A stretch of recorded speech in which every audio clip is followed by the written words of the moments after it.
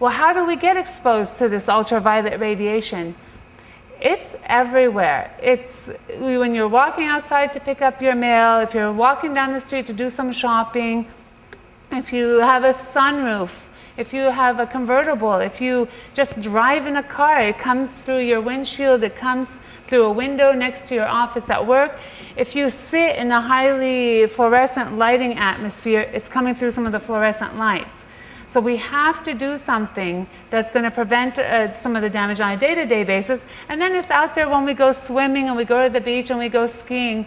So we have to be aware that it's there all the time. And actually, I put this up as a reminder that I'm from California. I grew up in San Diego, and it used to be growing up that you'd go to the beach and the lifeguards were all out with their dark tans and their bathing suits and really no hat and no sunglasses on, and then they all start to develop skin cancer.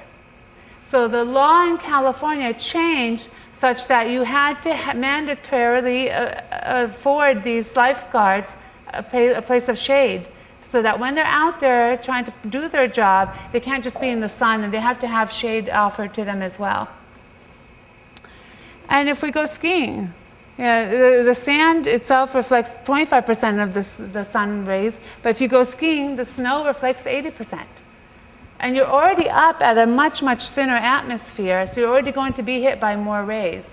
Add to that then the reflection off the snow, and you're going to see how you can easily come off with a sunburn and some sun damage.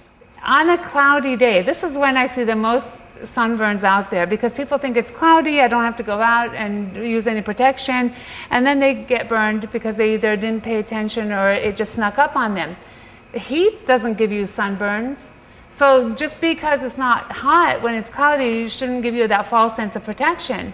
The damaging rays of the sun come through those clouds, and about 80% of them make their way through. So question to the audience. Living here in Pittsburgh, raise your hand. If you think we only need sunscreen between spring and summertime? That's good. You guys have all been doing your homework.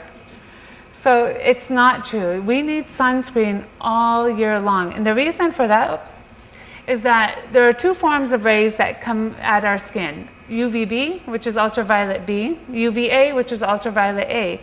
UVB is what does peak in spring and summer, but UVA is constant all year long, pretty much, and constant no matter what state you live in.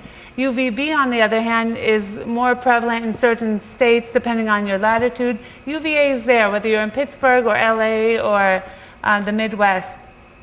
So how do we differentiate what these rays do? UVB is simple. Think of B for burning. UVB is the burning ray of the sun. If you go outside and you turn pink or you turn red within a few minutes, that's UVB exposure. It's great if it was only going to blister your skin and make all those cells fall off, but unfortunately that's not what it does. If you go out and you get a sunburn, you do flake off and shed some of the damaged cells, but you've left behind the cells that didn't die. It almost would have been better if they had all fallen off. But you leave behind cells that were damaged by that UVB radiation, and then they continue to live. But they've developed some genetic changes in them. Same with UVA. UVA is the ultraviolet A. It's the cause of aging in the skin. So think of B for burns, A for aging. Now, it can penetrate deeper than UVB, so it will come through your windows, it will come through your windshields when you're driving, and it causes deeper damage in the skin because it can penetrate deeper into the skin. And this is the one that we are implicating more and more in skin cancers these days. And remember, it's constant all year long. So it's the reason that you'd want to wear sunscreen on a wintry day in Pittsburgh as well as on a sunny day in Pittsburgh.